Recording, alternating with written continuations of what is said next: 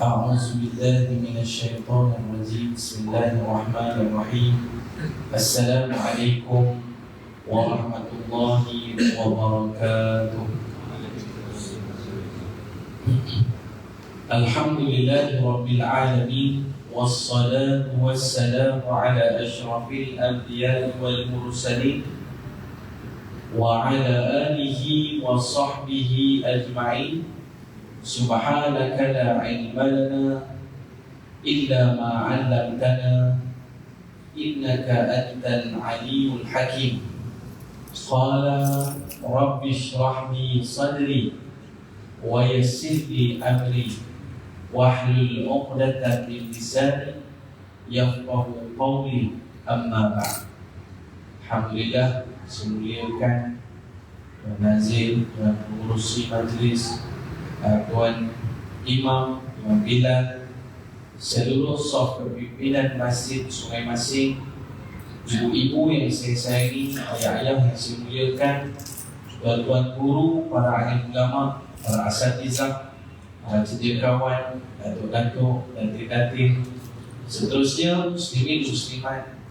Mudah-mudahan semuanya di dalam payungan rahmat Allah Subhanahu wa ta'ala. Amin ya rabbal alamin. Alhamdulillah, pertama dan selama-lamanya, marilah sama-sama kita merafakkan setinggi-tinggi tanda syukur kepada Allah. Dengan limpah dan kurnianya, Allah beri kesihatan kepada kita, lapang masa kita, sihat tubuh badan kita. Allah beri ketenangan kepada jiwa kita untuk sama-sama kita duduk dalam majlis ilmu yang mana Allah menjanjikan keberkatan di dalamnya. Kalau kita duduk di rumah, tuan-tuan, sedar-sedar dah pukul 9, sedar-sedar dah pukul 10, sedar-sedar dah pukul 11. Tapi kita duduk dalam majlis ilmu ini, Allah berkatkan masa kita. Ulama terdahulu, umurnya biasa-biasa sahaja, tetapi Allah berkatkan masa mereka untuk mereka ini banyak menulis kitab-kitab hadis baginda sallallahu alaihi wasallam. InsyaAllah pada hari ini kita nak mengupas berkaitan dengan bab yang ke-57, bab qana'ah wal afaf wal iqtisad fi ma'ishata wal infaq wa dilmus su'al min ghairi dharurah, yang bermaksud merasa cukup dengan rezeki yang diberikan Allah, yakni qanaah, menjaga kehormatan diri, ifah, sederhana dalam kehidupan berinfak, tercela meminta-minta kecuali dalam keadaan darurat. Maknanya ada 3 benda yang kita akan bincangkan. Tengoklah kalau sempat masa. Yang pertama kita akan bincangkan berkaitan dengan bagaimana sifat qanaah yang perlu ada dalam diri manusia. Jadi ini kita dah biasa dengar qanaah ni apa dia? Merasakan cukup dengan apa yang Allah berikan kepada kita. Tanda seseorang itu mula jadi kaya bila mana dia dah merasa cukup dengan apa yang ada pada dirinya. Walaupun gajinya baru 1,500, tuan-tuan, tapi dia rasa cukup. Bagi infak kepada masjid, dia rasa cukup. Bagi duit minum kepada mak ayah dia, dia rasa cukup. Bayar duit iuran sekolah anak, dia rasa cukup. Orang yang merasa cukup, maka Allah melimpahkan kekayaan kepada jiwa dia, tuan-tuan. Berbeza keadaannya dengan orang yang mana masih tidak merasakan kekayaan. Orang yang tak rasa kaya, tuan-tuan, walaupun emas memenuhi lembah, dia tetap tidak merasa cukup apa yang ada pada dirinya. Aku rasa tak cukup, pelaburan tahun ni 40 juta, aku kena tambah lagi 100 juta untuk tahun hadapan. Itu, tuan-tuan. Baik, muslimin, muslimat yang dirahmati Allah Subhanahu wa ta'ala sekalian. Dan yang kedua, kita nak cerita tentang bagaimana menjaga kehormatan diri. Maknanya, tuan-tuan, orang yang mana dia ini tidak meminta-minta, sebenarnya dia sedang menjaga kehormatan diri. Berbeza keadaannya orang yang jadi suka minta-minta ni, sikit-sikit minta, sikit-sikit minta. Solusi dalam kehidupannya adalah meminta kepada orang lain. Orang yang suka meminta ini adalah orang yang mana dia telah merendahkan harga dirinya. Berbeza dengan keadaan para sahabat. Mereka dulu tuan-tuan, walaupun mereka ni susah, walaupun mereka ni baru berhijrah daripada Mekah ke Madinah, mereka tak ada apa-apa, tetapi mereka sedikit pun tidak minta simpati kepada orang daripada Madinah. Sebab mereka melihatkan inilah harga diri. Kadang-kadang kita kan ada kawan-kawan kita, kau nampak senang di bisnes tu kan, aku nak pinjam duit sikit, nak pinjam berapa? Nak pinjam 10,000, lagi sebulan aku bayarlah balik. Janganlah gerekut sangat kan. Dia pula cakap kita gerekut tuan-tuan. Dia nak pinjam, dia cakap kita gerekut kan. Ini dia tuan-tuan telah merendahkan harga diri. Habis tu nak buat macam mana tuan-tuan? Kalau kita terdesak dan kita sangat-sangat memerlukan, apa salahnya kita datang kau ni perniagaan kau maju, perniagaan kau lancar, ada tak apa-apa pekerjaan yang boleh aku lakukan, sebab aku memerlukan duit nak bayar iuran universiti anakku. Ada kerja apa-apa aku boleh buat tak? Nak suruh petik buah ke, nak suruh basuh pinggan ke, nak suruh buat apa, kau berikanlah kerja kepada aku. Ini orang yang mempunyai harga diri. Sebab apa tuan-tuan? Bila mana kita dah mula meminta-minta, maka ia akan membuka jalan kemiskinan kepada kita. Sebab tu hati-hati tuan-tuan. Tuan-tuan, kita mungkin tak adalah sampai meminta-minta kan? Tetapi tuan-tuan, sedar ataupun tidak, kita selalu meminta-minta. Kadang-kadang kita pergi dekat kedai kawan kita, member kita, takkan aku nak kira satu berapa ni? Satu harga dia RM15. Alah, kawan-kawan, aku beli 3 ni, RM30 cukup lah. Sedangkan kalau 3 RM40 tuan. Member-member kau bagi RM30. Nah, ambil 30 ni. Jangan nak untung banyak sangat. Tolong kawan-kawan sikit. Berniaga tuan-tuan dalam keadaan redha ataupun tidak, kita pun tak tahu tuan-tuan. Ataupun tuan-tuan, kita pergi dekat kedai yang jual makanan pagi-pagi. Tuan-tuan, satu pack harga dia RM2. Satu pack RM2. Saya beli 3 pack RM5 cukup lah. RM5 kita ambil dan kita jalan terus tuan-tuan. Tuan-tuan, berapa sen keuntungan kuih tadi agak tak tuan-tuan? Dalam keuntungan yang sedikit tu pun kita nak mengambil kesempatan. Sedangkan kita pakai Honda Camry tuan-tuan, kita pakai Toyota Camry, kita pakai kereta mahal ni tuan-tuan, RM5 pun kita nak berkira dengan orang yang berniaga untung sen-sen. Dekat mana maruah kita tuan-tuan? Sebab tu dalam Islam cukup-cukup menegah untuk kita meminta-minta. Malah kalau kita tengok dekat negara Arab tuan-tuan, mereka bergaduh.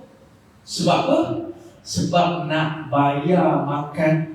Ketika mana makan sama-sama tuan-tuan, dekat kaunter bergaduh. Sebab biar aku yang bayar, kau jangan bayar, biar aku yang bayar. Bergaduh kat kaunter tuan-tuan. Kan beza keadaan. Kita kalau makan dengan member, waktu nak bayar, buat di toilet tuan-tuan. Tapi kalau di negara Arab itu tuan-tuan, saya tuan-tuan, kita pun dah terbiasa dengan budaya kawan-kawan kita waktu saya belajar di Jordan tuan-tuan. Kalau makan dengan diorang tuan-tuan, kita tak pernah ada peluang untuk nak bayar. Walaupun kita bayar siap-siap tuan-tuan, cashier tu kena marah. Kau pulangkan balik duit dia, aku yang akan bayar. Ini budaya orang Arab tuan-tuan. Kita boleh buat macam tu juga tak? Kita kena buat lah tuan-tuan. Ini budaya yang cukup luar biasa. nak ambil berkatnya bersedekah tadi ikut sunnah baginda sallallahu alaihi wasallam. Muslimin muslimat yang dirahmati Allah Subhanahu wa taala sekalian, kita nak bagi tahu satu kali, tuan-tuan. Apa dia? Kita nak bagi tahu dalam prinsip kehidupan kita sebagai seorang Islam ni, ya memanglah semua orang keluar bekerja. Ada kerja sebagai doktor, ada sebagai engineer, ada sebagai arkitek, ada sebagai tukang kebun, ada sebagai seorang technician dan sebagainya. Dalam ni ada macam-macam latar belakang, tuan-tuan. Dalam ni ada macam-macam jenis pekerjaan yang ada dalam ni. Ada yang gaji 10,000 sebulan, ada yang gaji 100,000 sebulan, ada yang gaji hanya 1,500 sebulan. Tapi tuan-tuan, kita makan hanya satu pinggan sahaja. Ya? Ada tak orang gaji 100,000 makan 10 pinggan? Tak, tuan-tuan. Makan satu pinggan juga. Datang ke masjid pakai kain dekat juga, tuan-tuan. Rasa sakit perut pergi buang air, ya? Rasa ngantuk tidur, tuan-tuan. Itulah lumrah manusia. Namun tuan-tuan yang dirahmati Allah SWT sekalian, ya, kita kena faham kaedah orang beriman ini. Yang pertamanya, rezeki semuanya telah ditetapkan oleh Allah SWT. Rezeki, Allah dah tetapkan rezeki masing-masing. Si mat ni, rezeki dia dengan pokok je. Rezeki dengan pokok, tuan-tuan. Sedangkan belajar bukan yang canggih lagi, ya. Degree bahagian IT, tuan-tuan. Tapi Allah bagi rezeki dia dekat pokok. Pertanian, tanam pokok cili, buka ladang sampai 5 ekar, jual cili, tuan-tuan. Usahawan. Nampak, tuan-tuan? Dia Allah yang tetapkan rezeki. Sebab itu prinsip sebagai seorang Islam, nombor satu, rezeki Allah yang tetapkan.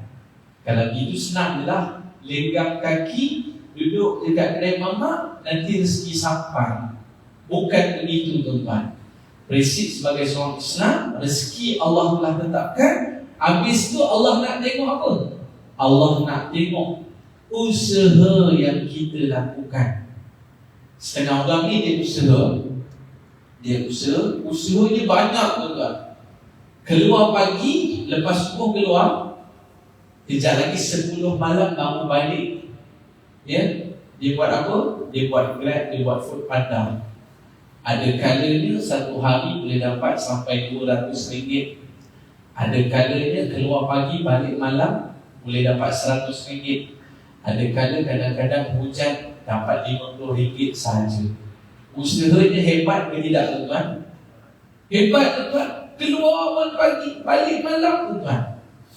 Dan ada di kalangan kita ni, tuan-tuan, ada di kalangan kita ni pergi pejabat seminggu sekali sahaja. Pergi pejabat seminggu 2 kali sahaja. Pergi, tuan-tuan, pergi meeting, kemudian sign check. Gajinya berapa, tuan-tuan? Gajinya 20,000, 30,000. Senang je kerja dia, tuan-tuan. Ya? Tetapi kita kena ingat, semua rezeki tersebut Allah yang tetapkan. Kita hanya usaha sahaja. Ya? Dan sebalik daripada itu, tuan-tuan, kita yakin dan percaya besar hikmah di sisi Allah SWT. Orang tu kaya gaji sampai 30,000, tuan-tuan, anak seorang saja. Kita, tuan-tuan, ya, jadi pembantu makmal di sekolah, gaji biasa je. Tapi anak 8 orang semua masuk universiti. Nampak? Ini yang Allah berikan kekayaan kepada manusia itu berbeza-beza. Orang ni kaya, tuan-tuan, tapi mak ayahnya duduk jauh di sana. Kita kerja dekat kebun saja, mak ayah duduk dekat rumah kita, tuan-tuan. Berbeza rezeki manusia. Sebab itu, tuan-tuan, kita kena faham satu perkara. Ya, di dalam ayat Al-Quran ni, surah Hud ayat yang ke-6, yang mana menyebutkan وَمَا مِن دَابَّةٍ فِي الْأَرْضِ ardi illa 'ala Allahi rizquha. Surah Hud ayat yang ke-6. Tuan-tuan, yang ini prinsip. Yang ini prinsip, tuan-tuan. Apa dia? Dan tidak ada suatu binatang melata pun di bumi melainkan Allah lah yang memberi rezekinya. Tuan-tuan, maknanya tuan-tuan, cacing yang duduk celah-celah batu, tuan-tuan, cacing yang duduk celah-celah batu kat toilet kita tu, ataupun dekat luar sana tu kita nampak cacing keluar macam tu, tuan-tuan, cacing itu pun Allah dah siapkan rezeki untuk dia. Tuan-tuan, apatah lagi kita yang mengabdikan diri kepada Allah Subhanahu wa Ta'ala. Tuan-tuan, begitu juga kalau kita menyebutkan tentang burung ni, tuan-tuan, disebut dalam riwayat mengatakan bahawa burung ini dia akan keluar di siang hari dan dia akan pulang semula ke sarang dalam keadaan perutnya kenyang dan bawa balik pula makanan untuk anak-anak. Ini jaminan rezeki yang Allah berikan kepada seluruh makhluk yang ada di atas muka bumi ini. Allah dah jamin rezeki. Sebab itu kita jangan terlampau kecewa. Kadang-kadang kita diperhentikan kerja, kan? Kita diperhentikan kerja, kadang-kadang kita terlampau kecewa, seolah-olah kita dah tak ada Tuhan yang memberi rezeki kepada kita. Tuan-tuan, jangan risau. Boleh jadi kita diberhentikan pekerjaan, jadi seorang pegawai gaji 8,000, tuan-tuan, kan? Tiba-tiba berhenti kerja. Tuan-tuan, Allah tak peduli kerja yang kita lakukan, kan? Berapa besar gaji kita Allah tak peduli. Yang Allah peduli adalah usaha yang kita buat. Hari ini berhenti kerja sebagai senior engineer, tuan-tuan, gaji 15,000, 12,000, kerja kat tengah-tengah laut sana, tuan-tuan, ya. Tiba-tiba berhenti kerja sebab kena jaga mak dalam keadaan sakit, tuan-tuan. Gaji 15,000, 20,000, kerja tengah laut, berhenti, tuan-tuan. Tuan-tuan jangan bimbang.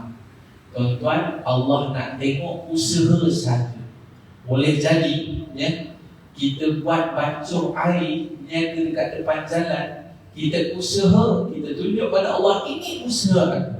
Selebihnya rezeki Allah yang tetapkan, tuan-tuan. Kita tak tahu, ini semua kuasa Allah, ya. Lepas pada pemergian mak kita tu, kita tak tahu rupanya mak kita ada tinggalkan kepada kita harta RM10 kita pun tak tahu. Tahu-tahu ada tanah 10 ekar yang memang dia tinggalkan untuk kita, dan tanah 10 ekar ni harganya 10 juta, tuan-tuan. Kita tak tahu, mak tak pernah cerita pun. Jadi maknanya, tuan-tuan, rezeki jangan bimbang, Allah dah tentukan. Allah nak tengok kita usaha ataupun kita usaha ataupun tidak. Sebab itu kadang-kadang, tuan-tuan yang dirahmati Allah sekalian, prinsip dalam hidup kita kena faham. La tai'asu min rahmatillah. Jangan putus asa daripada rahmat Allah. Usaha je macam mana sekalipun. Anak muda zaman sekarang, tuan-tuan, ya, bila mana mereka belajar tinggi-tinggi, tuan-tuan, apa harapan mereka? Dapat kerja pun tinggi-tinggi, dalam bangunan tinggi-tinggi, dalam aircon yang sejuk, jawatan yang tinggi, pakai bajunya kot, pakai tie dan sebagainya. Tapi kita kena ingat satu perkara, rezeki Allah dah tetapkan. Allah nak tengok sejauh mana kita berusaha, ya, dalam mencari rezeki tersebut, tuan-tuan. Muslimin, muslimat dirahmati Allah sekalian. Tuan-tuan bayangkan, orang bukan Islam pun Allah dah tetapkan rezeki dia. Ya, orang yang tak sembah Allah, Allah tetapkan rezeki dia. Orang bukan Islam, hari ini dia buat baik, Allah akan balas kebaikannya itu di dunia, tuan-tuan.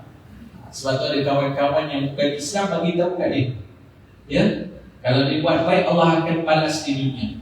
Kita ada kan kawan-kawan yang baik yang bukan Islam, ya, kebaikannya akan dibalas di dunia, tetapi tidak di akhirat, tuan-tuan.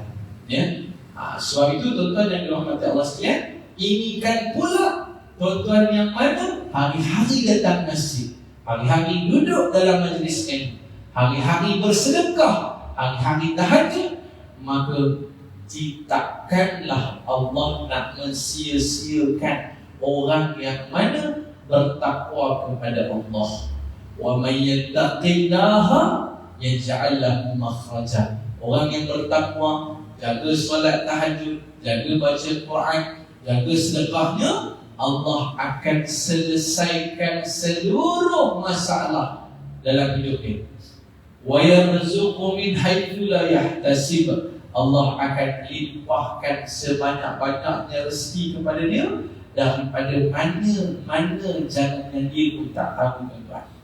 Ini kita cerita pasal rezeki. Yang mungkin dulu kita tak faham, tuan-tuan, sebab kita masih muda. Ya, pakai motor pun motor buruk dia pergi kerja.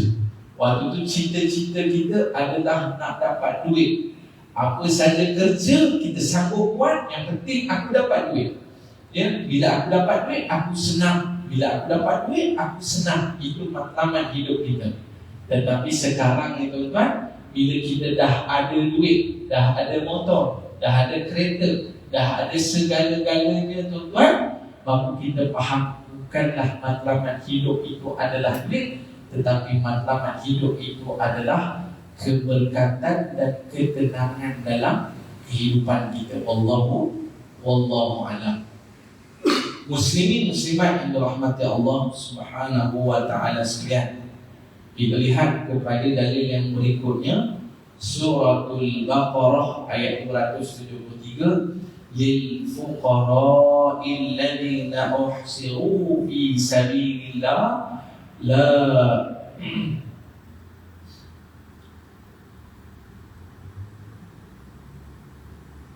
la yastati'u darban fil ardi yahsabuhum jahilu aghniya'a min at-ta'affufi ta'rifuhum bisimahum la yas'aluna an-nasa ilhafa. Yang bermaksud, berinfaklah kepada orang-orang fakir yang terikat, yakni oleh jihad di jalan Allah. Mereka tidak dapat berusaha di muka bumi. Orang yang tidak tahu menyangka mereka orang kaya kerana memelihara diri dari meminta-minta. Karena kenal mereka dengan melihat sifat-sifatnya, mereka tidak meminta kepada orang secara mendesak.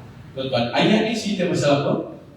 Ayat ini menceritakan ketika mana golongan muhajirin, ya, yang mana berhijrah daripada Mekah ke Madinah.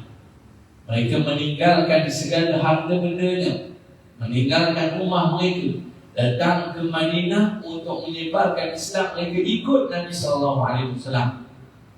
Dalam keadaan itu mereka datang dalam keadaan mereka ni fakir, duit tak ada, ya. Tetapi tuan-tuan dan rahmat Allah SWT sekalian, orang yang tinggal di Madinah, mereka tak boleh nampak pun mereka ini dalam keadaan susah. Tak nampak macam susah pun, nampak macam okey je semua. Sebab apa? Sebab golongan muhajirin ni, walaupun mereka susah, walaupun mereka tak ada duit, mereka tak pernah meminta-minta dengan golongan Ansar yang duduk di Madinah itu. Mereka tak pernah meminta-minta. Kerana apa dia? Kerana menjaga maruah diri mereka, tuan-tuan. Ya, muslimin muslimat rahmat Allah Subhanahu wa taala sekalian. Lalu Allah Subhanahu wa taala, ya, memerintahkan mereka ini untuk bersedekah kepada mereka. Dengan apa dia, tuan-tuan? Melihat daripada sudut pakaian mereka tu, nampak mereka ni susah. Tengok muka mereka ni pun nampak lesu je, lama tak makan. Jadi bantulah mereka ini. Ya, nak cerita di sini, tuan-tuan, bagaimana kita ni, tuan-tuan, ya, dalam apa keadaan sekalipun, maruah diri kita itu ya, kita kena jaga. Jangan kita mudah sekali meminta-minta, tuan-tuan. Ya, sebab itulah Nabi SAW tidak boleh menerima sedekah, tidak boleh menerima zakat. Ya, keturunan Nabi SAW. Kerana inilah maruah dalam kita ini, dalam keadaan apa sekalipun kita berusaha, tuan-tuan. Ya, dengan apa cara sekalipun usaha. Jangan kita senang-senang nak pinjam dengan orang. Pinjam senang, tuan-tuan. Nak bayarnya bukan senang, susah, tuan-tuan. Ya, waktu nak pinjam, kita ingat siapakah yang boleh bantu bagi duit kepada kita. Bila nak pulang, lupa dah siapa yang bagi duit selama ni, tuan-tuan. Lupa kita.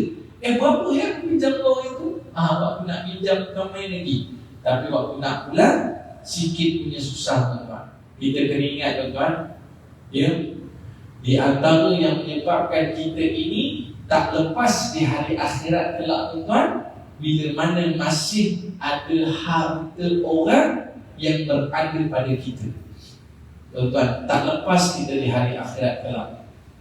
Sebab itu pastikan sebelum kita meninggal dunia, tuan-tuan, dekat rumah kita, dekat dalam akaun kita, dalam simpanan kita, pastikan jangan ada duit orang pada kita. Jangan ada barang orang pada kita. Pulangkan balik, tuan-tuan. Tak lepas kita di hari akhirat kelak, tuan-tuan. Ya, dan 3 perkara yang menyebabkan amal ibadah manusia ini menjadi rosak. Yang pertamanya, bila seorang manusia itu memakan harta orang lain. Dan yang keduanya, bila mana seseorang itu merasa riak terhadap amal ibadahnya. Dan yang ketiganya, bila mana seseorang merasa hasad, merasa dengki kepada orang lain, tuan-tuan. Ini 3 perkara yang boleh menyebabkan amal ibadah kita rosak. Sebab itu, tuan-tuan, kita ingatlah balik. Dulu aku pernah rosakkan basikal kawan aku dulu, tapi aku diam-diam je. Pakai basikal dia, rosak-rosak, aku letak dia dekat tepi tu. Lepas tu aku buat bodoh je, buat tak tahu je kan. Tapi bila dah tua-tua ni baru kita ingat, aku pernah buat zalim dekat dia. Tuan-tuan, cari dia sekarang, ganti balik kerosakan yang ada tu, tuan-tuan. Dulu kita pernah khianat dia berapa ringgit, duit dia yang kita pakai, kita tak pulang. Jumpa balik dia, Mat, aku minta maaf, dulu aku jahil, aku tak tahu, ya, aku memang terdesak, aku ambil duit ni, dan sekarang aku nak ganti balik duit tersebut. Tuan-tuan, ini perkara yang penting. Sebab itu menjaga maruah diri kita, tuan-tuan. Muslimat yang dirahmati Allah Subhanahu wa ta'ala sekalian. Orang yang suka meminjam-minjam ni, tuan-tuan, meminta-minta ke orang ni, dia satu penyakit, tuan-tuan. Ya, kadang-kadang ada satu kawan saya, tuan-tuan, dia cuba pinjam dengan saya. Mana pinjam? Kemudian saya nak bagi dah. Kemudian saya berjumpa dengan kawan seorang lagi. Dia kata, aku nak pergi jumpa si Fulan ni. Dia kata, kenapa? Sebab dia nak pinjam. Dia nak pinjam kat kamu tak? Dengan aku pun dia nak pinjam tak? Rupanya baru tahu. Pergi kepada orang ketiga pun sama. Keempat, rupanya lebih daripada 20 orang yang dia try and error, tuan-tuan. Dia hantar kat kawan-kawan dia lebih kurang 20 orang. Dia tengok siapa yang boleh pinjam dekat dia RM1,000. Kalau 20 orang, 10 orang boleh pinjam, berapa dah ada dapat? RM10,000, tuan-tuan. Ya, bijak kan. Tapi inilah hakikatnya. Siapa yang belajar untuk meminta-minta, Allah buka ruang kemiskinan kepada dia. Sebab tu orang jadi pinjam, tuan-tuan, ya, tak selesai takdir.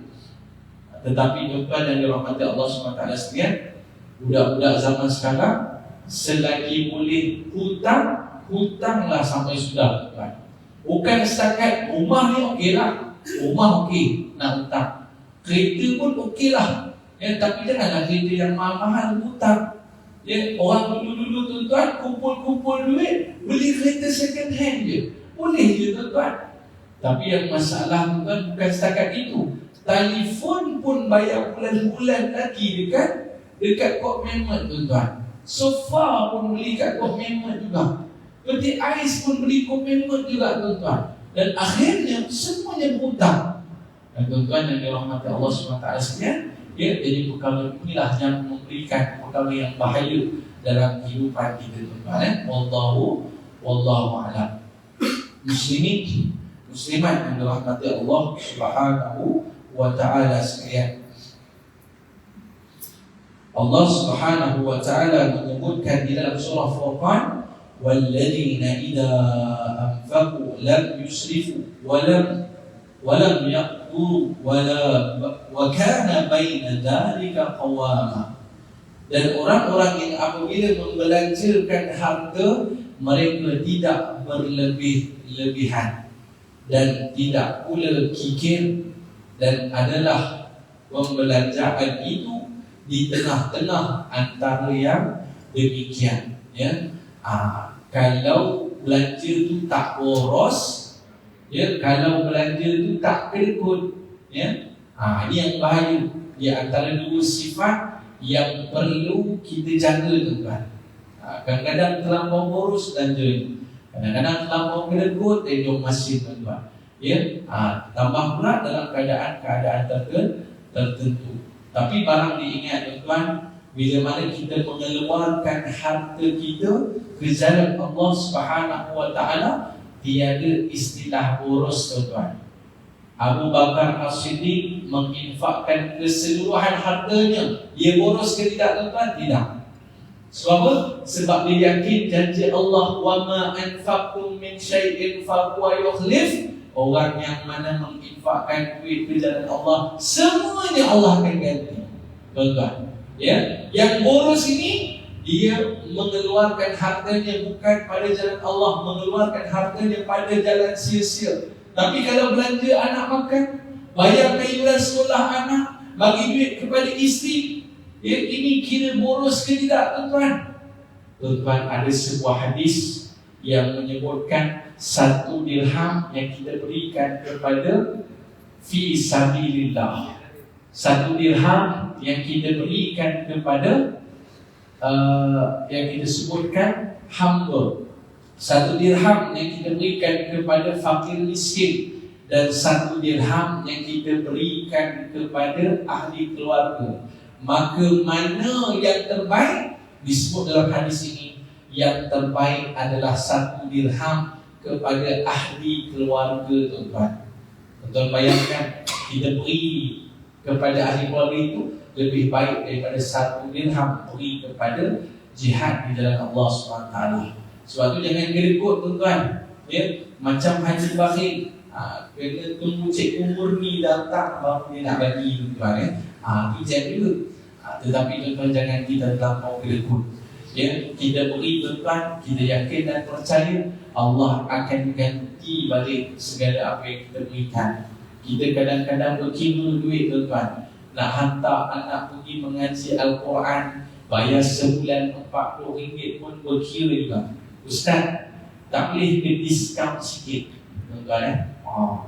Masalah tu, kita letak iuran mengaji Quran RM40 sebulan, ya, dekat antara gapi pun ada juga. Tuan-tuan, boleh diskaun lagi Ustaz? Tak apalah, berapa yang ada tuan-tuan. Tuan-tuan, tuition matematik sebulan RM120 tuan-tuan. Matematik tuan-tuan, itu baru matematik, belum bahasa Inggeris, belum sains dan sebagainya. Ngaji Quran RM40 pun minta diskaun tuan-tuan. Wallahu a'lam. Nah, cerita di sini bahawa, ya, jangan terlampau kedekut dan jangan terlampau kita ini membazirkan harta kita. Sebab tuan-tuan, kita dah belajar dalam pertemuan yang lalu, iaitu apa ni? Thumma latus'alunna yawma idzin 'anil na'im.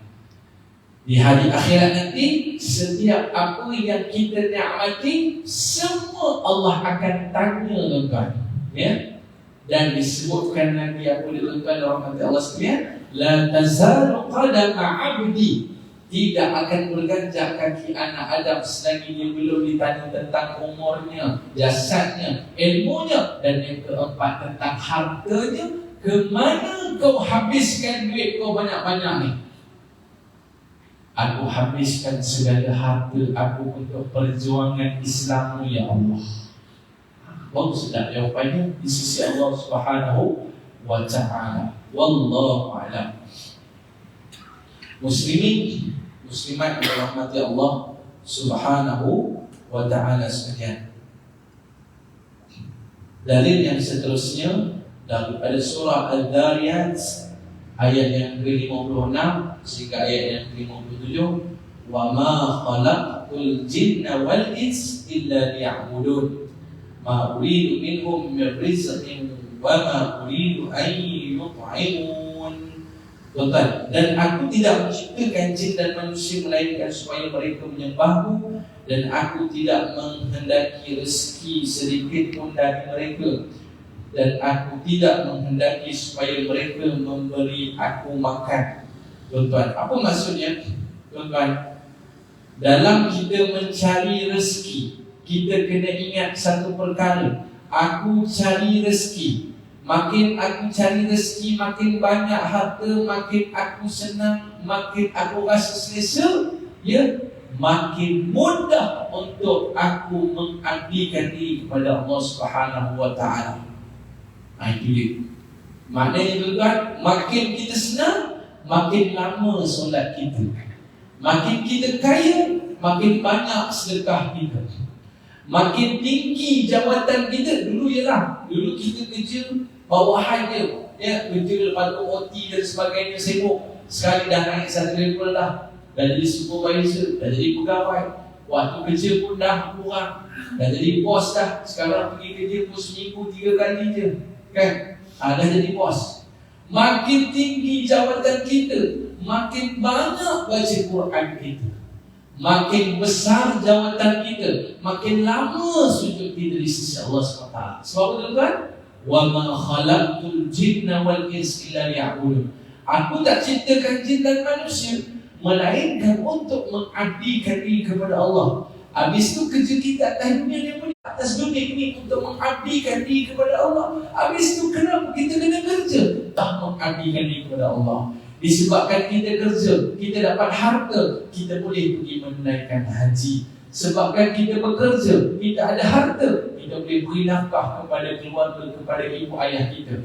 Disebabkan kita bekerja, ya, kita dapat harta, kita boleh, ya, memberi infak kepada masjid. Dan disebabkan harta benda yang kita ada, tuan-tuan, lebih mudah untuk kita ini dekatkan diri kepada Allah Subhanahu wa ta'ala. Kita boleh bagi kepada anak yatim dan sebagainya. Sebab itu, tuan-tuan yang dirahmati Allah Subhanahu wa ta'ala sekalian, ya, objektif kehidupan kita ini adalah mengabdikan diri kepada Allah Subhanahu wa ta'ala. Sebab itu Nabi SAW, walaupun hartanya banyak, tuan-tuan, ya, orang beri harta kepada Nabi sehingga bertimbun emas di hadapan Nabi SAW. Kita kalau ada bertimbun emas, ya, di hadapan kita, tuan-tuan, terbeliak biji mata kita. Dan kalau dah harta tersebut ditimbunkan di tengah-tengah masjid kita ni, tuan-tuan, ya, lalu ketika itu kita pun berilah seorang sikit, nah, ambil 100 gram, 100 gram, 100 gram, 100 gram, kan? 100 gram ni bukan banyak pun, tuan-tuan. Tetapi 100 gram bersamaan berapa ringgit sekarang, tuan-tuan? 40,000, betul? Lebih kurang, 100 gram 40,000, tuan-tuan. 100 gram di sini je, sikit dah. Kalau segenggam ni ada sekilo tak? Sekilo. Kalau sekilo berapa, tuan-tuan? 400,000, tuan-tuan. Banyak ni je. Tapi harta yang mereka berikan itu sedikit emas dan perak kepada Nabi SAW. Dan Nabi berikan kepada orang lain. Dan Nabi tak bangun selagi mana harta itu belum habis disedekahkan dan belum diinfakkan. Dan Nabi tak ambil sekupang pun daripada emas. Sekeping emas pun Nabi tak ambil bawa balik, tuan-tuan. Kalau kita lah, tuan-tuan, dah jadi AJK masjid, takkan tak dapat sekeping. Pernah di AJK 10 tahun, dia takkan sekeping emas pun tak dapat. Ya, kita kalau korban, tuan-tuan, ya, saya AJK tau, ya, bagilah batang pinang, kau baru berbaloi jadi AJK. Tuan-tuan, Nabi SAW emas sebukit, tuan-tuan. Sekeping emas pun tak singgah di badan dia, tuan-tuan.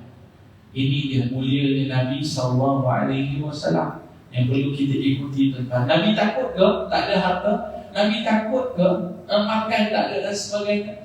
Sehingga kan Nabi, tuan-tuan rahmat Allah sekalian, Nabi tak pernah 3 hari, 2 hari berturut-turut dalam keadaan kenyang. Yang ada makanan kat di dapur, tak ada makanan, takut, aku berpuasa. Nabi takut ke dengan kelaparan? Nabi tak takut sebab Nabi yakin rezeki Allah yang akan bagi, tuan-tuan. Wallahu a'lam. Muslimat yang dirahmati Allah Subhanahu wa taala sekalian.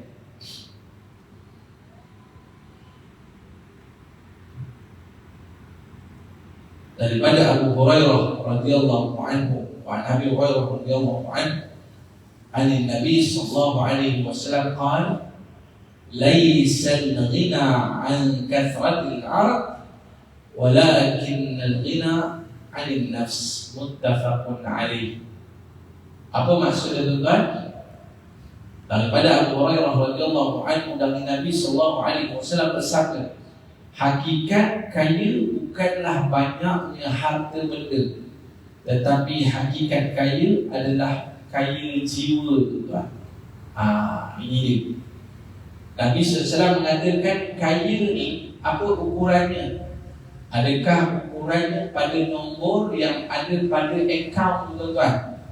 Ya, adakah nombor yang ada pada akaun tu? Tuan-tuan, saya terkesan dengan jiran belakang rumah saya, tuan-tuan. Dan jiran belakang rumah saya ni rumah kayu. Okey, kita beri ruang untuk azan dulu lah.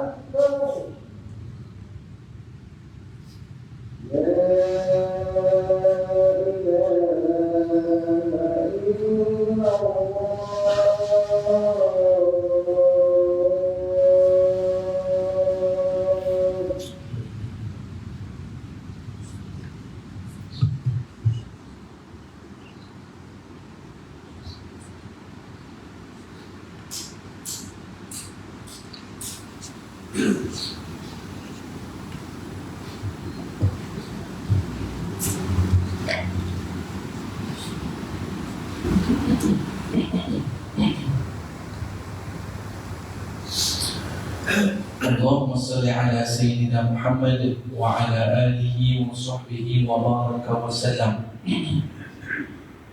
Nabi sebut laisal ghina an kafatil arab, ya? Bukanlah yang disebutkan kaya itu bila mana banyaknya duit yang dia ada, tetapi kaya itu diukur pada kayanya jiwa, tuan-tuan. Ada jiran belakang rumah saya, tuan-tuan, rumah kayu je, rumah kayu, tuan-tuan. Tapi bila dia dapat petik buah pisang, dia akan hantar ke rumah saya. Kalau musim buah rambutan, dia potong-potong-potong, dia bagi dekat rumah saya, tuan-tuan. Kita pun rasa malu, tuan-tuan, ya? Sepatutnya kita lah yang menolong mereka. Mereka ni asnaf, tuan-tuan. Dan saya merasakan mereka ni kaya jiwa. Itu dia, tuan-tuan. Tak perlu nak ada 100,000 baru nak bagi orang duit. Cukup kalau kita ada RM10, RM1 kita infak dengan ikhlas, itu lebih besar nilainya, tuan-tuan, ya? Sebab itu kaya jiwa. Bagaimana, tuan-tuan, rahmat Allah SWT sekalian, Nabi SAW besar jiwanya. Ketika mana dia nak berinfak, dia tak pernah berkira. Ketika mana, tuan-tuan yang dirahmati Allah SWT sekalian, Nabi SAW dihadiahkan dengan kambing yang memenuhi lembah, tuan-tuan. Kalau di negara Arab ini ada bukit Bukam, bukit Bukam, dan di bahagian bawah ni kita sebut sebagai lembah. Dan Nabi SAW mendapat hadiah kambing sepenuh lembah tadi. Punyalah banyak kambing tersebut, tuan-tuan. Kalau kita letak harga kambing sekarang, harganya mungkin boleh jadi seekor RM1,000. Kalau lembah, tuan-tuan, kita boleh bayangkan lebih besar daripada padang bola. Besar, tuan-tuan. Dan kalau kita buat congak-congak, mungkin melebihi daripada 1,000 ekor kambing yang boleh memenuhi lembah tadi, tuan-tuan. Kalau kita kira 1,000 ekor kambing dengan RM1,000, maknanya nilainya dah berapa? 1,000,000. Tiba-tiba datang seorang Arab Badui, dia kata dia teruja dengan apa yang Nabi SAW dapat. Nabi tanya dia balik, adakah kau teruja dengan apa yang kau lihat ini? Ya, aku teruja dengan apa yang aku lihat ini. Lalu apa kata Nabi SAW? Kalau begitu, semuanya milik kau. Nabi berikan semua, tuan-tuan, kepada Arab Badui tadi, tuan-tuan. Kita lah, kalau kita ni seorang yang hartawan dan kita suka bersedekah, kita ada kambing banyak macam tu, tuan-tuan. Ada orang suka dengan kambing-kambing itu, tuan-tuan. Paling pemurah lah kita boleh buat, kita akan bagi diskaun kalau dia nak ambil seekor. Betul tak, tuan-tuan? Ataupun paling pemurah lah kita, tuan-tuan, ambillah seekor bawa balik. Tak gitu, tuan-tuan, kan? Tapi Nabi luar biasanya kekayaan jiwa yang ada pada Nabi SAW. Kalau kau suka kambing ini, ambil semuanya sekali, tanpa tersisa walau seekor kambing, tuan-tuan.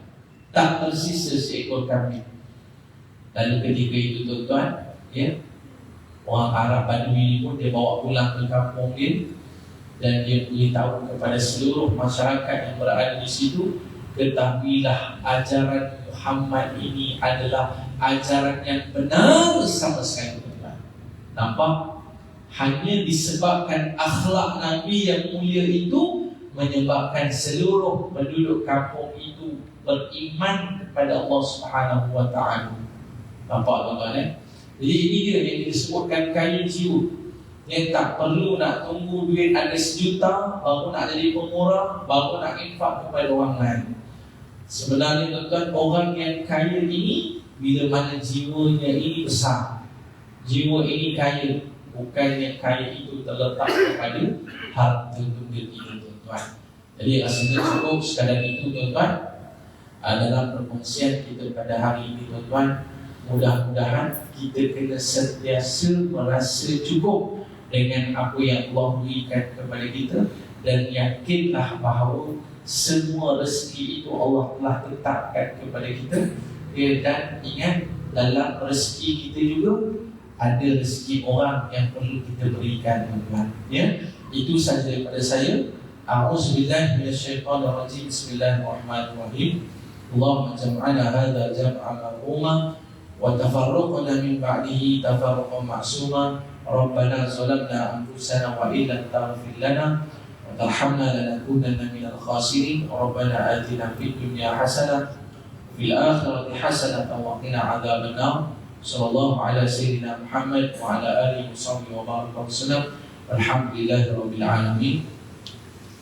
Tuan-tuan, ada sedikit pengumuman. InsyaAllah hujung bulan ni saya akan pergi ke Batam, Indonesia. Saya perlukan lebih kurang 4 pasangan lagi, ya, untuk memenuhi pas kita. Dan yang kedua, umrah kita pun dalam, saya ingat tak sampai 10 kekosongan lagi. Dan Turki kita pun sama juga. Turki pun dalam tak sampai 10 kekosongan untuk bulan 2 nanti. Dan saya rasa itu saja. Dan hari ini saya ada bawa satu menu spesial, tuan-tuan, iaitu sambal garing. Mak mentua saya buat sendiri, tuan-tuan. Jadi tuan-tuan boleh dapatkan di luar sana. Di pasaran dia RM12, tapi hari ini saya jual RM10 saja. Didapatkan di luar sana, sambil membeli, sambil membantu Pondok Al-Emas kita, insyaAllah. Aku qauli hadza wa astaghfirullahal azim li wa lakum. Assalamualaikum warahmatullahi wabarakatuh.